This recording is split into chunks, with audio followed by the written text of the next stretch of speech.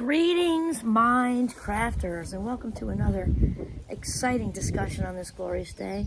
My name is Dr. Kimberly Quinn, and I am super thrilled to have a chat with you today. And also with Giovanni. Giovanni's over there playing with, I don't know what he's doing. He's got his bone.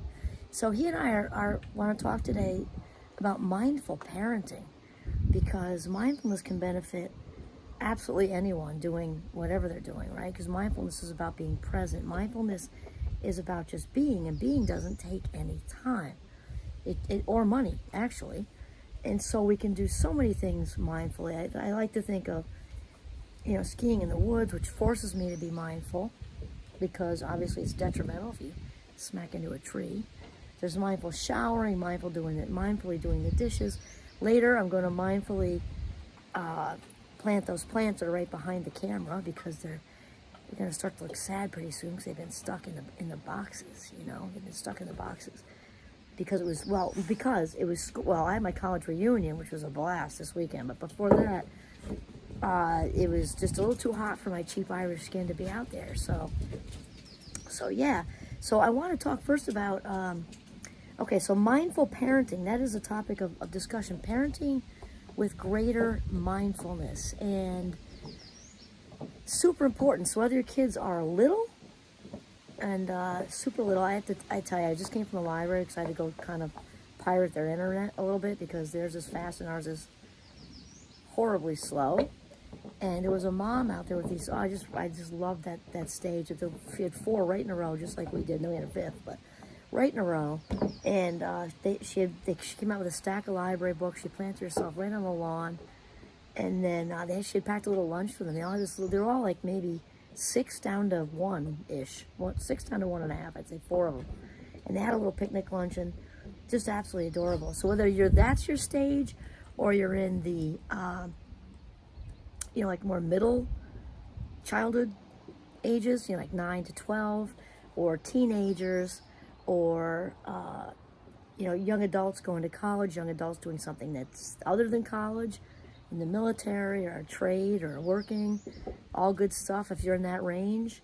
Or if your children are kind of graduated or worked their way or to the trade schools or military, or working in there, now they're like in their mid and late 20s, early 30s, late 30s, 40s, 50s, 60s. We never stop being a parent. I remember that my mother-in-law said that to me eons ago, that once a child is born, they wrap their little hands around your heart, and they're just there to stay. So we don't ever stop being parents, even when they're they have families of their own and they're being successful and they're doing their thing. We don't shut that off, right? You just don't. And so it can help in any way. And then there are many people who may be also grandparents, and so again, mindfulness can benefit absolutely anybody. But when we are talking specifically about parenting here and grandparenting at any stage, just calming the mind down and becoming open to, being still no matter what you're doing. Or maybe you're not, because I'm on the go. But my mind can be still, actually, even with my fast mind, can be still. Again, when I'm in the trees skiing and also teaching, when I fly around the room teaching, it's strange. I'm moving fast, high energy, locked into focus, actually, with the students. People get confused that calm has to mean quiet. No. Calm's sort of the opposite of chaotic, really. And so I can fly around the room with tons of energy. There's little Giovanni. Tons of energy. I can ski through the trees with also tons of energy and be calm. And because of my fast processing speed, probably, I'm less apt to be calm sitting, crisscross applesauce, as my kids used to say, because that's just like opening every door and window in a house and saying, "Come on in, everybody off the street. The obstetrician who delivered me, everybody." She may not be around still. Oh, maybe, actually. Because that's my mind work. So mindfulness is good for me because, as opposed to other types of meditation, and mindfulness is not always even used as a form of meditation. I'm sorry. Referred to that way. It's mindfulness usually, and then forms of meditation. But sometimes you'll hear mindfulness meditation, and it's different because mindfulness is not about creating a thought vacuum. It's not about creating a thought vacuum at all. And so those of us in the Fast Mind Club you have a better chance of seeing the good Lord himself than creating a thought vacuum in this fast head. So mindfulness is like, for me, it's meditation on the go, and I really like that. The skiing and running, and even the things that aren't necessarily athletic, but the dishwashing, showering, anything, cooking. And so that's what I really like about it. So the birds are chirping wonderfully. It's like a symphony out here. It's so beautiful. And so my inspiration for today is Elaine Snell. I hope I'm pronouncing her name correctly. And she's the author of Sit Still Like a Frog, and it's a mindfulness exercises for kids and parentheses on their parents. And I'll tell you that I have used her book, which has a little CD. It's about $10 total off Amazon, and I've used it for years and years with my students, college students. And I also used it for a few of our kids when they were home in high school. So to me, if you can simplify something to be able to use it for 4, 5, 6, 7-year-olds, that sign me up, because especially those of us, seasoned grown-ups are flying around doing all kinds of stuff. Young adults flying around all doing all kinds of stuff. And if you're in retirement mode, you may not be flying around. You're probably still doing all kinds of stuff. When you can simplify that to be, to be able to be understood by a young child, man, that's the best. Why complicate things, right? And so the whole idea is about mindfulness is that awareness of being in the present right now. And these birds are great. We actually have a robin nest right there that I did not think had a resident this spring/summer, but I saw her go up there, so she's probably got babies, and it's really pretty cool. So anyway, so one of the biggies is if you're talking about parenting, like, so if you got the little ones, sometimes we think we're listening, right? We think we're being attentive, and it's, you're not listening to you, especially when they're old enough to get that. They get the glaze. They may not have language for it, but the kids can just feel it. They can also feel when they're being patronized, I think, for sure. Even if they're 5, they just get the energy. It's an energy thing, right? Just like the rest of us. So you're not listening, or Mom, I've told you a dozen times, well, we might be, I know it definitely happened to me at moments when I'd be reading Dr. Seuss and simultaneously planning what we were going to have for dinner. Like, it happens. And kids don't always pick it up, but they can definitely pick it up at a certain point. And so we want to really make sure, just like we do with our adult friends, to stop what we're doing as much as possible. Set the bar, do your best, right? Because parenting is the most wonderful and the most challenging job in the world. I loved it. I was thankfully the luxury of being home with all 5 of them, and kept my foot in with a little seminar, a little workshop here and there. But I was home 98% of the time, and I'm very grateful for that. And so to really, the active listening, just toss that out there, because kids can tell, they can, even if they don't have language for it, they can tell when they're not being listened to. And I have to tell you, I don't mean to pass judgment on people, and I really don't. I have to say, when I see a mom breastfeeding and she's on her phone at the same time, it's just heartbreaking. That's not judgment. It just kind of saddens me a little bit, because I remember how, talk about mindful, wow, and serene and peaceful, and that whole bonding thing was. And also sometimes, when they've got the baby in the stroller and stuff, just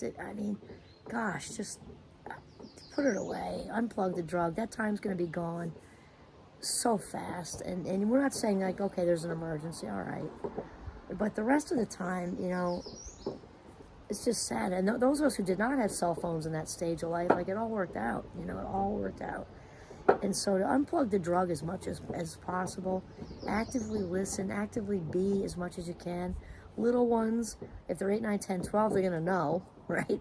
Teenagers are certainly going to know, because teenagers are good with flipping the bird. You might even get a double flip, because they're not do as I say, not as I do people, young people, right? And I don't want to judge smokers either, but if you smoke and you tell your kid not to smoke, there's a good chance they're not going to listen to you. So the same thing with the technology. So I think we can also model being mindful and being present for our kids. We can even use the words. Kids get it. Obviously you have to change your vocabulary as they get older, but really, because they need it. And especially this day and age, with all the, the saturation of media in our society, and all the social media and the social comparison, and these kids, and yeah, I'm sure you probably know, but in case you don't know, this current young adult generation is the most anxious and depressed the United States has ever seen.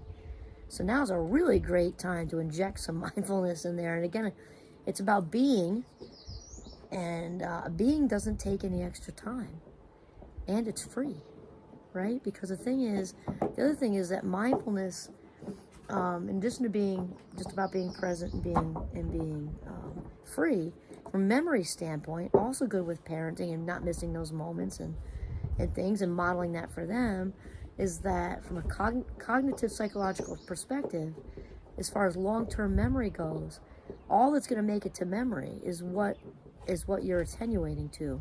You, our kids, our older parents, maybe you're taking care of parents, I don't know. But that's all that's going to, memory making is what we are attending to. So it's not going to land on the bookshelves of long-term memory if you're on autopilot. There is no bigger thief of autopilot in the whole world. And so the next one is also for us to remember with parenting in different stages. It's all busy. We're even busy now. Out of the 5 kids, thankfully all 5 graduated from college. There was a lot of running back, and it was all enjoyable. The parents' weekends, or family weekends, I guess they call it now. Back and forth, back and forth. We loved every minute of it. And now we're not doing all that, so it's a lot less driving all over the place, right? But it was still busy in its own way. And you're driving down also just to visit and things like that. And also, since we live very rurally, there's a lot of driving to the big city of Burlington, which is about an hour and 10 minutes away, to pick some of them up from the bus back and forth and that stuff. Obviously, the little kid, I loved being home. That stage was so wonderful.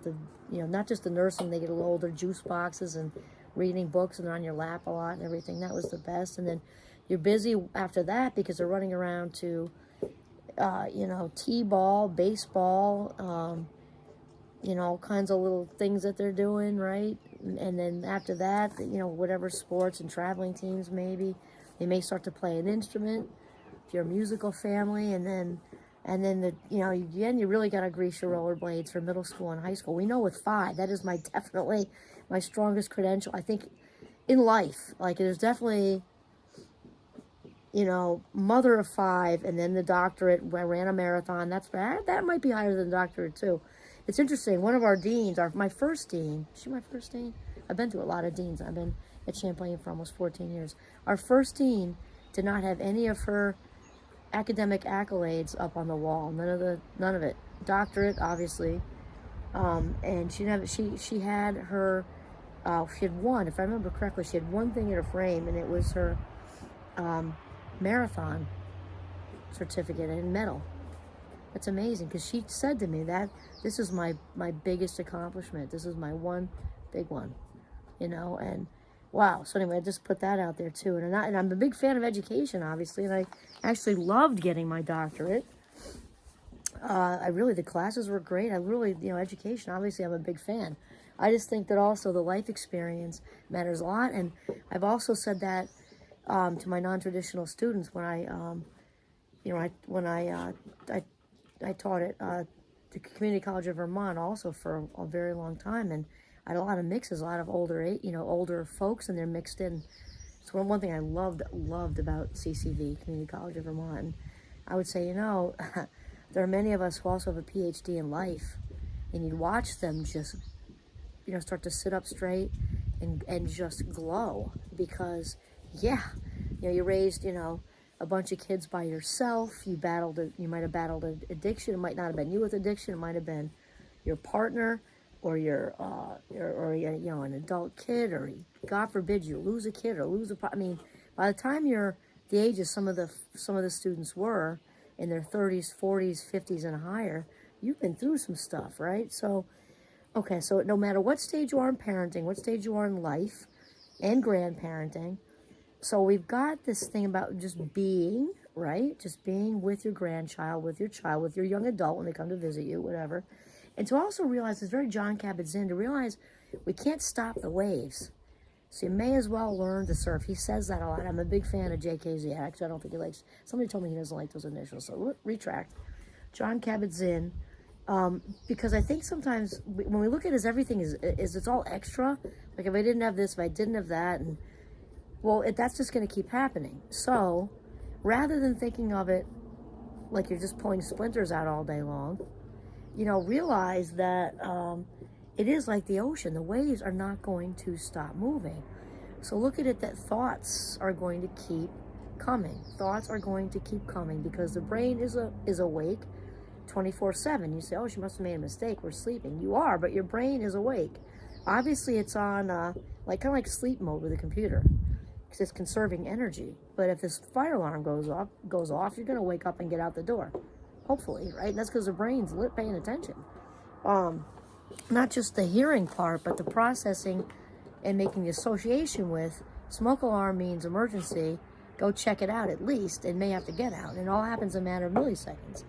And so the brain's always kind of, waves of thought are always happening. So the minute we sort of get into that acceptance place, for me, when I came to this revelation years ago, that right there took the pressure off. Like if you know the thoughts are going to continually come, you're just continually managing them. Don't think you're going to be done because none of it's ever done. We're walking balls of energy, spiritual beings having a human experience, and it's just, we're going to keep thinking and we're going to keep feeling based on what those thoughts are, okay? And it's going to keep going. And so to learn to surf means to not judge. It's one of my favorite parts of mindfulness. In addition to its meditation on the go, because I'm on the go the majority of the time, I'm able to sit here this long right now because this is very engaging for me. With my dopamine deprived brain, I love this, in case you can't tell. And so to learn to surf means to number one, don't judge it. And that's another reason, again, that I love my mindfulness in addition to the on-the-go part of it, because this is why it works for my wiring. It means okay, since we are not creating a thought vacuum and we realize that thoughts come across like waves, that means we don't judge them. It means that if we've had some great success being present, washing the dishes, or listening to a partner, listening to your child, like we're saying, your grandchild, like we're saying, had great success with it, you're reading Dr. Seuss, and all of a sudden, the child's on your lap, or you're with your 9-year-old playing catch or something, and all of a sudden you have an anxious thought roll over, okay? Or you're with your teenager doing something cool, and maybe they're having a big issue, and you're really trying to give it everything you've got, and even like in between them pausing with what they're saying, you get a thought of something at work. And you're like, oh my God, I'm a horrible parent. Her heart's breaking right now. How could... No, the thoughts just sort of happen, right? So to really not judge ourselves, or maybe it's an anxious thought, like, oh my God, there was my anxiety again, and then bringing that onto as into your role of parenting too, your role as a parent, that, oh my God, and my kid's gonna see me nervous, and that's gonna make them, and then they're gonna become anxious because they see them, mother or father anxious all the time, and all that judgment goes nowhere good. Nothing good comes out of that. So all we say when those thoughts come across is, right, okay, apparently I'm anxious, let it go. Welcome to the human race. Welcome to the human race. And once we get in the really sort of steady practice of not judging our own thinking, it actually gets easier not to judge the thinking of our children, or to judge ourselves for judging our children, because we start to think, again, these thoughts just fly across our mind. We don't even have time to right? Sometimes it's just, and then we have to say, okay, to wrestle with it, I'm a horrible person thing, or I'm a horrible parent thing because I just had this thought. No, let it go. Thankfully, thoughts are just thoughts, and we are not our thoughts unless we start to kind of allow them to hang around too long and ruminate on them, because we do become what we think about all day long. And so we want to, not do that. So when it first comes across their mind, just dismiss it, let it go. Treat it just like an unwelcomed guest, and just listen to it for a few minutes rather than slamming the door, and then let it continue to walk down the street and visit with somebody else. That's just really how it works. Another thing is just kind of be open to reality. that this is what it is. Even if, because there's, with parenting, as anybody knows who's done it for even this long, there are loads. It's just chock full of just happy, from the little ages when they get their first tooth and they take their first step, and when they say mama and dada. And our oldest son, after those 2 words, his first word was thank you. He said, thank you. And I still to this day think about it. And the first hug they give you, the first time they smile, that goes up through, right? The first time they had success with maybe an activity, a sport, playing an instrument, all those adorable Mother's and Father's Day cards that they do their handprint when they're, I mean, it's just all amazing. And then in high school, they do very cool things. And there's also some really hard things, right? So that's where I'm going with this. And young adults often can make some not so good choices, because we all do, and that's how we learn and grow, or grow and learn, right? And so to realize that this is the reality. My kid didn't make the team. My kid didn't make the dance team. This reality, I'm not going to be able to do that, or I can't afford the vacation this year. And then there's just, there's a lot of bigger stuff, because I don't want to be Debbie Downer and bring everybody down. But there are really big realities. Like, obviously, tragic things can happen. When we have kids, tragic things can happen. And so, and disappointments, regular disappointments, seeing them disappointed is enormously painful. Like the dance team example, they put everything into it, they rehearsed forever, and then they didn't make it, right? And so to really be open to reality, even though that's super, super hard, because we can role model that back to them, how to kind of deal with disappointment and deal with loss, the painful breakups that happen during teenagehood and young adulthood. And because I think it was John Kabat-Zinn who said this too, that the very definition of stress is wanting the present moment to be something other than it is. And that can be a tough sell when we're in it. As parents or not, it's a tough sell, because when you're in the mud, and then somebody might say to you, well, the only way out is through, also a tough sell. It's true, but also a tough sell when we're actually in it, but really to be open to that. So, and then I wasn't going to hold it up, because it's really, this will show you how much I've used it. Look at how crinkly that is. Sitting still like a frog. Mindfulness exercises for kids and their parents. And I said I've used it in Minecraft for years, and I do mindfulness activities in every single class I teach, especially that one. And then presence, understanding, and acceptance. We talked about the present. That's just being in Dr. Seuss, being at the game, being at the play, being just with the conversation that maybe just teenage hearts breaking, young adults not sure what they're doing with their lives, and they're a senior in college, or whatever it is. Just being present is so important. This is all we've got, right? And I don't think there's anything more validating than just being with somebody. You don't even have to talk, really. Because it's just, the message of that is, you're the most important person in my life in this moment, and you've got 100% of my attention. Is there anything that's more valuing? Like, we're mirroring their value by showing them how much we value them. So they're getting it. And little kids pick that up, like I said. And there's no age for that. You're listening to your 35-year-old who's just lost their job. Who knows, right? And there's nothing more validating than just being present, more loving or kind. And also to understand, right? And I could show you on my table. I don't think if I move the camera, it'll get all messed up. But often when I talk about this in Minecraft, I actually use a table, because they have tables in college, at least at our college anyway. And it literally means to stand under, right? So understand is a word we throw around all the time. But I'll write it on the board. I'll do this, stand under. It's a whole different perspective when you crawl under a table and look up. If you went under that one, you'd probably find a wasp nest just starting to happen. We have to check that all summer long, because then you sit down and yikes. But when we stand under something, it's a whole nother perspective. So if we think that way, and we're with the teenager, ready to just give them all the advice we've accumulated for the last 35, or not 35 maybe. Ooh, that might sound like a bad country song. Yeah, so let's say 40s, 50s. I wasn't doing my math there. I was just kind of rattling my point to be made. But teenagers, young adults, or whatever, to really, instead of trying to think about what we're going to say next, and because we have all this experience, which we do. But instead of coming off of I've got all this advice for you, and it doesn't mean that we're ill intentioned. We're more than likely very well intentioned, because we've already been through that pain, and we kind of know that, like, we want to try to not have them go through it, right? But that's not how it works, right? Really, the listening is the best part, because overprotection really causes them a ton of anxiety later, which is a lot what we're seeing right now. I have to tell you, a lot of bulldozing parents, and meaning well, but really, if they don't fall down and scrape their knee, they don't get stronger. I mean, that's just the truth. I'm going to do another episode on that later. And then we have acceptance, and I think that's another 12-step program,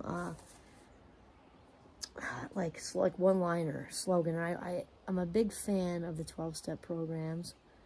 I grew up with it, as I think a lot of you know, and one of them was acceptance is the key to most problems. And it doesn't mean be defeated, like give up. It doesn't mean that. It just means that this is my present moment exactly as it is.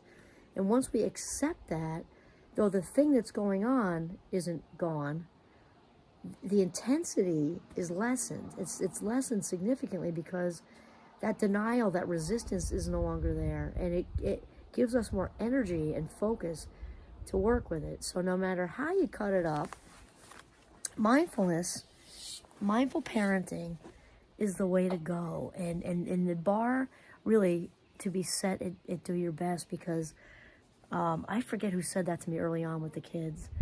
Somebody I don't even know that well. I was at a barbecue in the summer, I think, and we were young parents, my husband and I think we might have had maybe we had 2 or 3 of them. We had them right in a row when we were younger. When we got married at 24 and 25, and kind of got busy right away.